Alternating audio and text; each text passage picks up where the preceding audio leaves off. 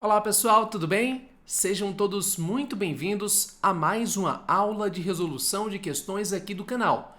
Nós vamos agora fazer questões da disciplina Direito Constitucional envolvendo o tema controle de constitucionalidade, um tema que normalmente é exigido nos mais diversos concursos públicos e no exame de ordem, prova da OAB. Tudo bem?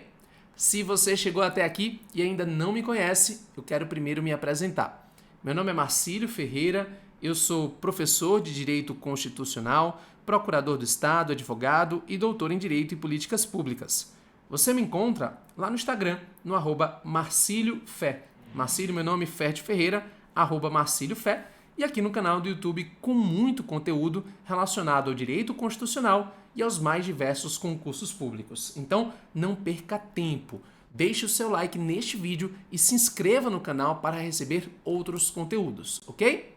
Vamos lá! Primeira questão na tela. Uma questão bem cara Sebrasp, de 2023, Procurador do Estado, diz assim: considerando o entendimento jurisprudencial a respeito do controle de constitucionalidade, assinale a opção correta.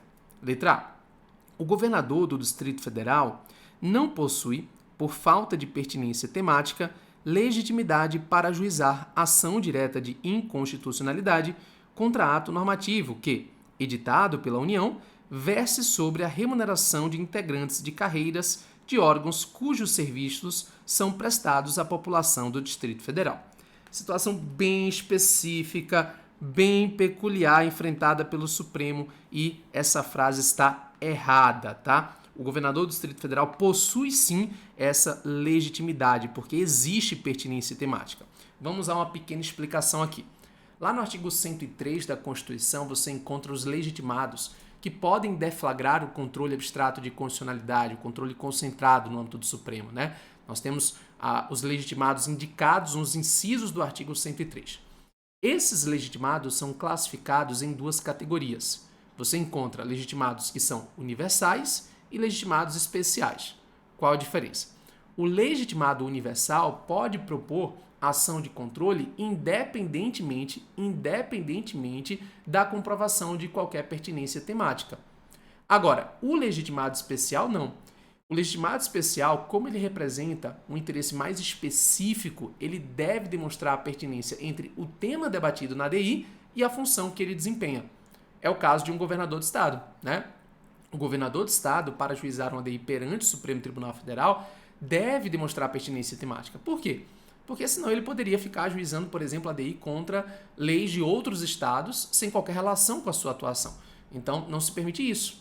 Para que ele venha a propor uma ação de controle lá no Supremo Tribunal Federal, uma ADI, ele deve demonstrar a pertinência entre o objeto debatido na ADI e a função que ele exerce, né? Então nós temos lá legitimados especiais, governador de estado, a Assembleia Legislativa, né? E ali a entidade de classe de âmbito nacional, ok? Então cuidado com isso. Letra B. Cabe a arguição de descumprimento de preceito fundamental, a DPF, contra a súmula do Tribunal Superior do Trabalho. Entendimento do Supremo, que foi inclusive proferido por maioria, né? O Supremo realmente entendeu isso aqui, essa alternativa está correta. Lembre-se que nós temos 4 instrumentos de controle concentrado no âmbito do Supremo, né? ADI, ADC, ADO e ADPF. A ADI cabe contra lei ou ato normativo federal ou estadual. A ADC cabe em face de lei ou ato normativo federal. A ADO cabe no caso de omissão inconstitucional, quando falta uma norma regulamentadora, né? E a ADPF cabe por subsidiariedade, quando não couber, portanto, nenhuma outra ação. Bem, quando a gente fala em súmula do Tribunal Superior do Trabalho, essa súmula, né, do TST não é uma lei, não é um ato normativo. Na verdade, ali é uma consolidação de um entendimento do tribunal. Dito isso, não caberia ADI, não caberia ADC, não caberia ADO. E houve no âmbito do Supremo Tribunal Federal debate sobre o cabimento da ADPF. Por maioria, o Supremo entendeu como cabível, sim, a propositura de uma ADPF em face de súmula do TST, exatamente pelo critério da subsidiariedade, ok? Então, letra B, a alternativa correta, um bom momento para revisar a jurisprudência. Letra C, as hipóteses de impedimento e suspeição aplicam-se ao processo de fiscalização concentrada de constitucionalidade. Errado, queridos, olha que interessante. O Supremo diferencia o processo objetivo do processo subjetivo, né? O processo subjetivo é aquele processo em que há partes, né? Tem autor, tem réu, há um interesse, portanto, subjetivo. O processo objetivo, por outro lado, é aquele processo em que não há partes, mas sim legitimados. É o caso do controle concentrado via ADI, ADC, ADO ou ADPF. No caso específico do controle concentrado, né, no processo objetivo, como não existem partes, não existe, portanto, autor e réu, né? Nesta situação, o entendimento é de que o processo não pertence à parte, mas sim ao tribunal, motivo pelo qual sequer o legitimado poderia pedir desistência. Está lá na lei, inclusive, de ADI 9868, não é possível pedir desistência do processo de ADI. Da mesma maneira, o Supremo entende que essas hipóteses de impedimento e suspeição, né, não se aplicam, portanto, ao processo de fiscalização concentrada, processo objetivo. Tá? Então, essa alternativa está errada porque ela disse que se aplica, quando na verdade não se aplica. Letra D.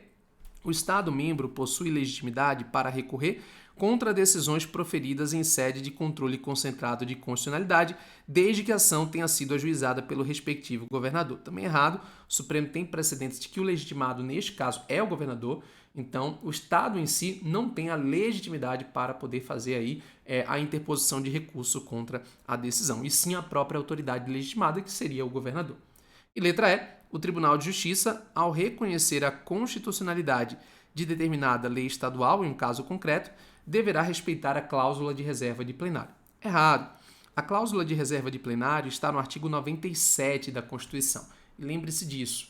De acordo com o artigo 97, o tribunal, para declarar a inconstitucionalidade de uma lei ou de um ato normativo, deve decidir por meio de maioria absoluta do órgão plenário ou do órgão especial, significando dizer que o órgão fracionário, a Câmara ou turma, não pode declarar a inconstitucionalidade de lei ou ato normativo. Tá?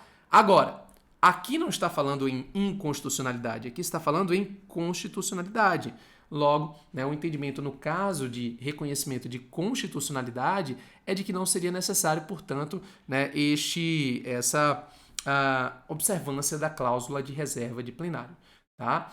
Porque senão tudo iria, né, ter que observar a cláusula de reserva de plenário. Logo, letra B é a alternativa correta, representando o entendimento jurisprudencial mais recente sobre a temática do controle. Né? Questão bem pesada do ponto de vista jurisprudencial, mas bem legal para a gente treinar.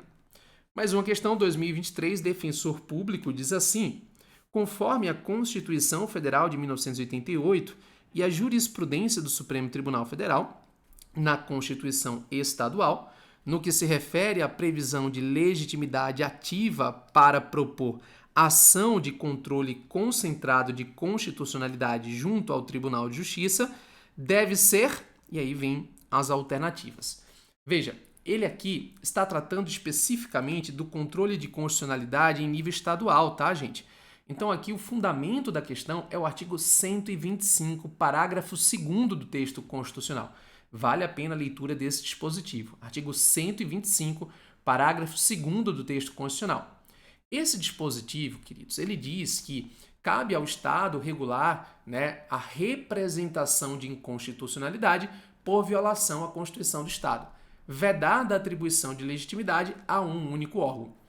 E o Supremo Tribunal Federal entende que os estados possuem, portanto, né, autonomia para definir quem seriam os legitimados a deflagrar esse controle de constitucionalidade no TJ, né? Um controle em que você tem uma lei municipal, uma lei estadual violando a Constituição estadual. Então, o rol de legitimados é definido por cada estado na sua Constituição estadual. Aqui no estado de Goiás, por exemplo, nós temos a Constituição Estadual com o artigo 60, prevendo lá, por exemplo, que o Tribunal de Contas do Estado e o Tribunal de Contas do município podem propor essa ADI no âmbito do TJ. Então, cada estado tem a sua autonomia, vedada a atribuição de legitimidade a apenas uma autoridade, a um único órgão. Mas o Supremo também tem entendimento de que minimamente deve-se atribuir legitimidade ao Ministério Público, dado que o Ministério Público tem a função de defesa da ordem jurídica, tá certo? Feitas essas considerações, vamos lá. Letra A. Deve ser incluído entre os legitimados o chefe do Ministério Público Estadual. Ora, isso aqui está certo, que foi o que eu acabei de falar. A Constituição prevê que deve-se ter aí a atribuição que não pode ser de apenas um legitimado, né? Mas a nossa a jurisprudência do Supremo considera que pelo menos o chefe do Ministério Público Estadual deve ter essa legitimidade. Então, letra A parece-me ser a alternativa correta. Letra B, reproduzido o rol dos legitimados para propor ação direta de inconstitucionalidade no STF, constante da Constituição Federal, devido ao fato de ser norma de reprodução obrigatória. Errado. O Supremo entende que não é uma norma de reprodução obrigatória, né? Inclusive, você precisa fazer adequação ao nível estadual. Letra C, reproduzido o rol dos legitimados para propor ação direta de inconstitucionalidade interventiva no STF, constante da Constituição Federal, devido ao fato de ser norma de reprodução obrigatória. Errado, né? Quem pode propor essa ação interventiva é o PGR, o Procurador-Geral da República. E se fosse só ele, o legitimado, aí sim é que violaria o 125, parágrafo 2º da Constituição, né? Então, errado. Letra D, atribuída, devido à autonomia do Estado-membro, a legitimidade a órgãos ou entidades públicas, cujo número mínimo deve ser de 3 legitimados ativos. Errado. A nossa Constituição, no 125, parágrafo 2º, veda a atribuição de legitimidade a apenas um órgão, tá? Não prevê 3 legitimados. E letra E, incluído entre os legitimados o chefe do Poder Executivo Estadual. Não há essa obrigação no texto constitucional, nem na jurisprudência. Portanto, letra A, alternativa correta. O Supremo vem entendendo que pelo menos o chefe do Ministério Público Estadual deve ser legitimado, já que o Ministério Público faz como atribuição constitucional a defesa da ordem jurídica. Ok, queridos? Então, excelente questão aí para fins de treino.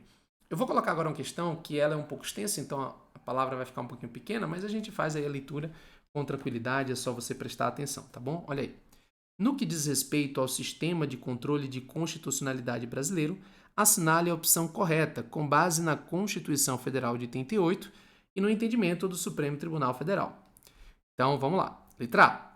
Os tribunais de justiça podem exercer controle abstrato de constitucionalidade de leis municipais, utilizando como parâmetro normas da Constituição Federal, desde que as normas utilizadas sejam as de reprodução obrigatória pelos Estados.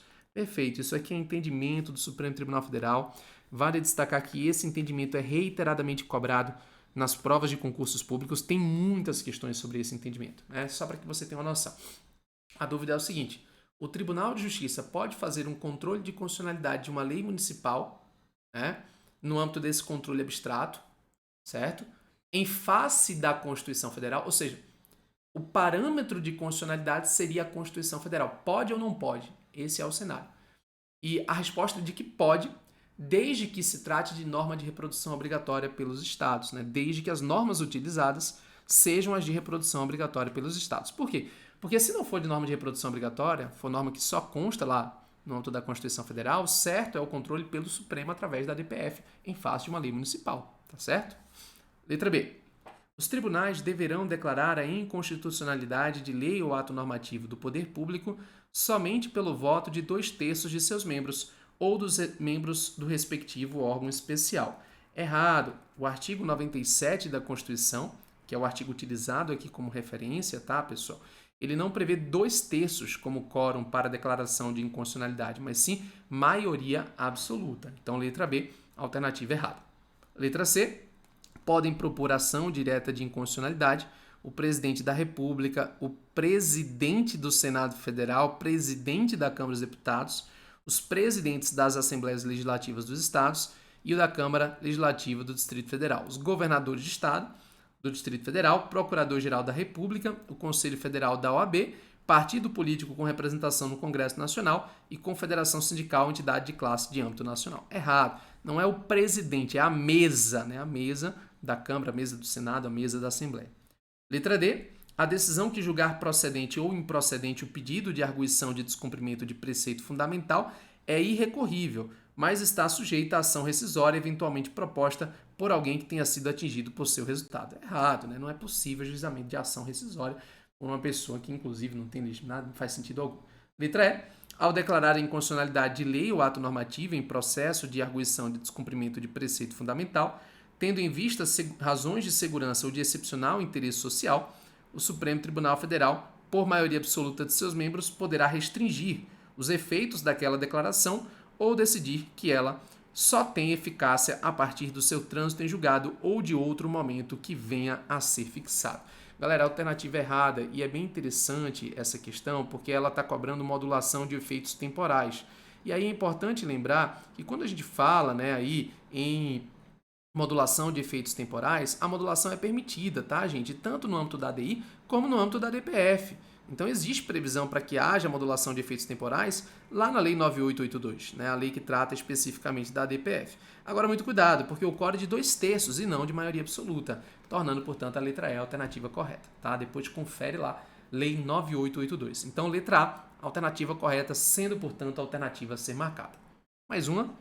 Lembrando, se você está gostando do vídeo, deixa aí o seu like e não se esqueça de se inscrever no canal para receber outros conteúdos. Tem muita aula, muito conteúdo legal por aqui. Mais uma. Com base na jurisprudência do Supremo Tribunal Federal, assinale a opção correta acerca do controle difuso de constitucionalidade. Então veja que agora não é mais o controle considerado como concentrado, controle difuso de constitucionalidade. Letra A. No sistema brasileiro, não se admite o controle jurisdicional preventivo de constitucionalidade.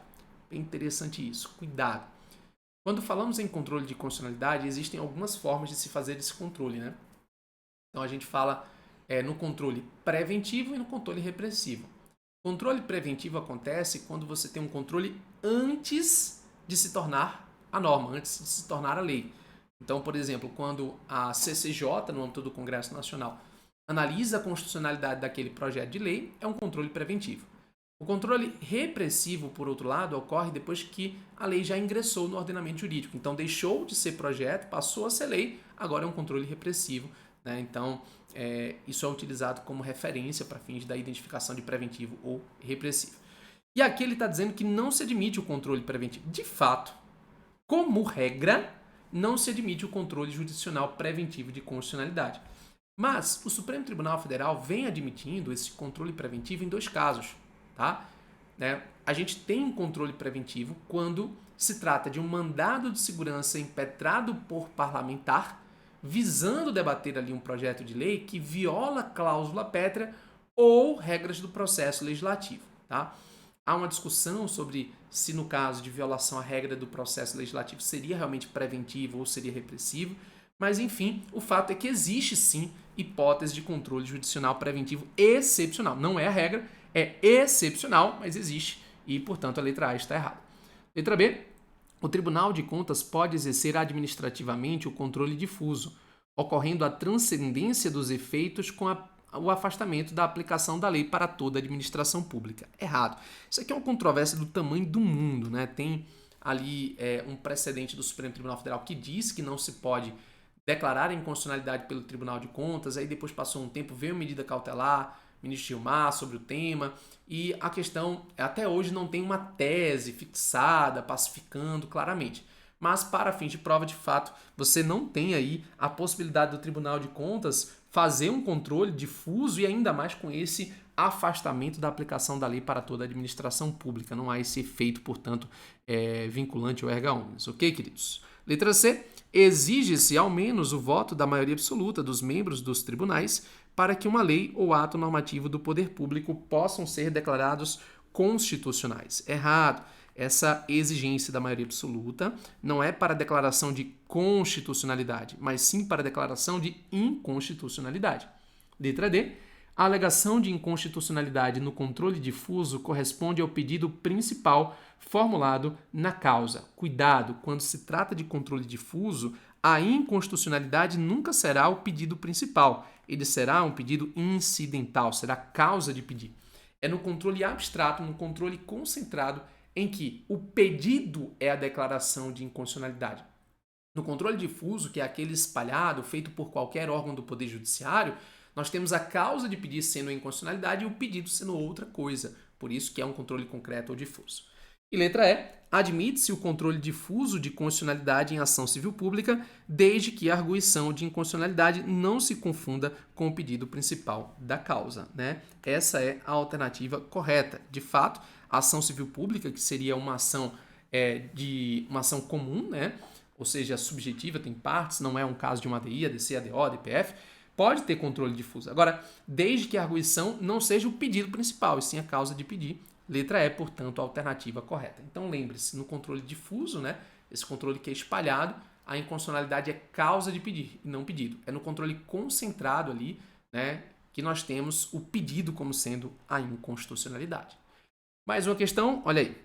O procurador-geral do município Alfa reuniu-se, vou até marcar aqui, né? Reuniu-se com o prefeito municipal e o presidente da Câmara Municipal para informar que determinada entidade de classe de âmbito nacional ingressara com uma arguição de descumprimento de preceito fundamental, uma DPF, na qual sustenta a inconstitucionalidade da Lei Municipal XX de 1987, em razão da afronta a princípios fundamentais da Constituição da República, almejando que isto seja declarado pelo Supremo Tribunal Federal, STF.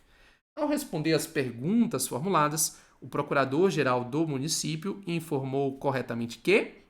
Então, basicamente, aqui uma discussão sobre controle de constitucionalidade em sede de ADPF, tá? Lei 9882. Letra A ADPF não seria conhecida, pois a entidade que a ajuizou não tem legitimidade para fazê-lo. Errado. Entidade de classe de âmbito nacional, que é a entidade que está ajuizando, está lá no artigo 103 da Constituição como um dos legitimados, embora precise demonstrar, né, a chamada pertinência temática. Letra B. A Lei Municipal XX não poderia ser submetida, nas circunstâncias indicadas, ao controle concentrado de constitucionalidade perante o Supremo Tribunal Federal. Errado, queridos. Veja, quando falamos em uma lei municipal, não cabe ADI, ADO ou ADC. Logo, por subsidiariedade, ADPF. E isso vale também para a lei que é anterior à Constituição Federal, 1987. Então, lembre-se, são dois casos principais de controle através de ADPF. Lei anterior à Constituição, porque nessa hipótese não é inconstitucionalidade, mas sim recepção, e no caso específico de lei municipal, porque não se enquadra como hipótese de cabimento de ADI, ADC ou ADO. Então, errada a letra B. Letra C. A procedência do pedido somente produzirá efeitos em relação às situações concretas descritas na ADPF, não afetando a vigência da Lei Municipal XX. Errado, né? Terá efeitos erga omnes, efeitos vinculantes, igualzinho à ADI, né? Tem o mesmo efeito de uma ADI. Letra D.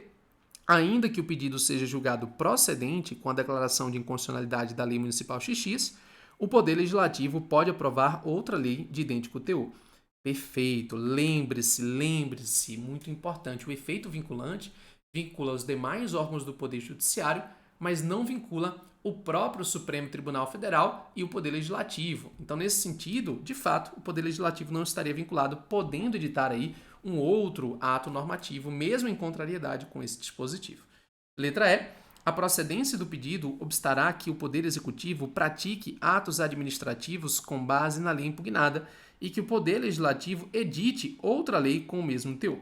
Errado, não obsta, é o que eu acabei de explicar, o efeito vinculante não obsta, né? Então, letra D, alternativa correta. É muito comum você encontrar nos mais diversos concursos públicos perguntas específicas sobre o efeito vinculante da decisão proferida em ADI, ADC ou ADO, tá certo? Então, cuidado.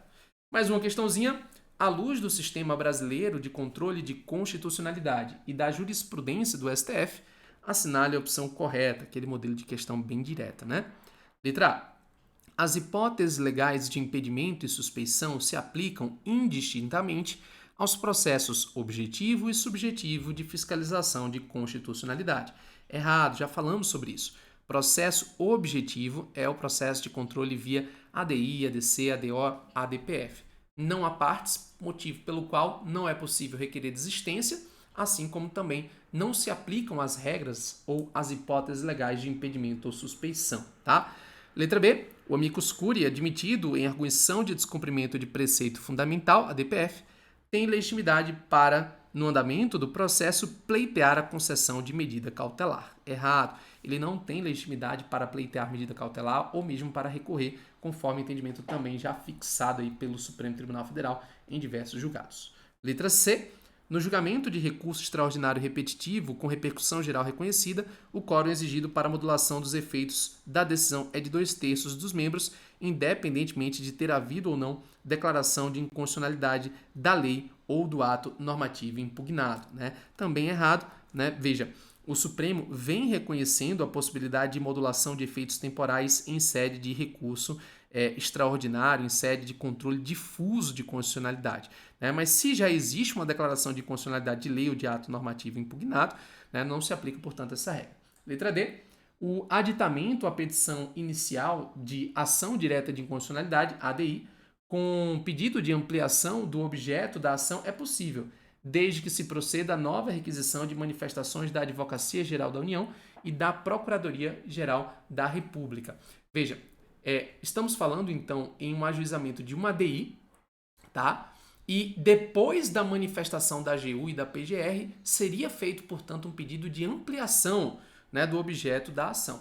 Então, não é possível, de acordo com a jurisprudência letra D errada. E letra E, o regular processamento da ação direta de inconstitucionalidade, ADI, depende da apresentação de procuração com poderes específicos pelo advogado signatário da petição inicial, não bastando procuração genérica sem a indicação da lei ou do ato que se pretende impugnar. Tá certo, né? O Supremo restringe bastante e exige essa procuração com poderes específicos e com a indicação da lei e do ato que se quer impugnar, né? Jurisprudência, portanto, uma questão bem jurisprudencial na linha do que você encontra na banca Sebrasp, né? São várias questões com essa mesma base. Mais uma PGE de Alagoas diz assim: acerca do controle de constitucionalidade, assinale a opção correta. Letra A. É incabível a arguição de descumprimento de preceito fundamental em face de omissão legislativa municipal. Não por subsidiariedade, a ADPF tem o seu cabimento, e no caso de omissão legislativa municipal, né, poderia se falar aí, portanto, eventualmente em uma ADPF. Então, letra A, portanto, a alternativa que foi considerada como equivocada. Eu acho que essa alternativa poderia ser melhor escrita, né, mas ela foi considerada como inconstitucional, como, na verdade, errada. Letra B. Governador de estado afastado apenas cautelarmente das suas funções não perde a legitimidade para propor a ADI. Errado também, né? Ela perde a legitimidade para a propositura da ADI exatamente por não estar no desempenho das suas atribuições em conformidade com o entendimento aí do STF. Letra C. O efeito vinculante e eficácia erga omnes das decisões em sede de controle concentrado de constitucionalidade não alcançam o Poder Legislativo nem o próprio Supremo Tribunal Federal. Falamos sobre isso já, né? E, de fato, o efeito vinculante, né, essa eficácia erga omnes, não afeta tanto o Poder Legislativo como o próprio Supremo Tribunal Federal, ok? Letra D. Os tribunais de justiça devem observar a cláusula fubente para apreciar a compatibilidade de norma pré-constitucional com a Constituição Federal de 88. Galera, isso aqui está em debate hoje no Supremo Tribunal Federal, né?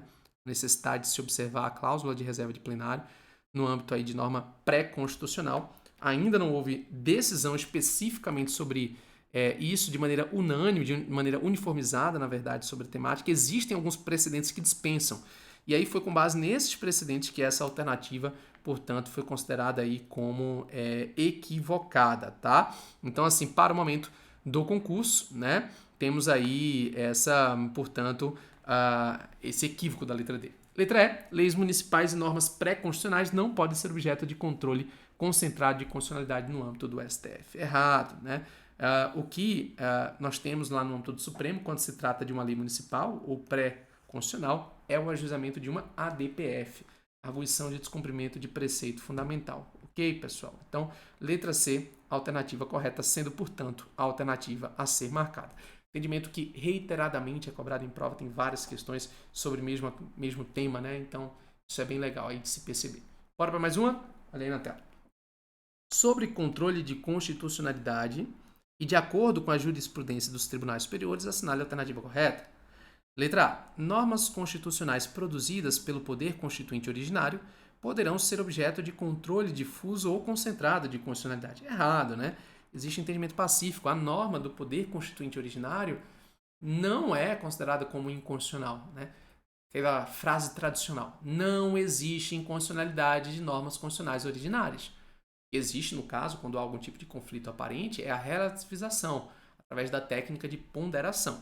Mas não há inconstitucionalidade de normas originárias, motivo pelo qual não caberia o controle difuso ou concentrado.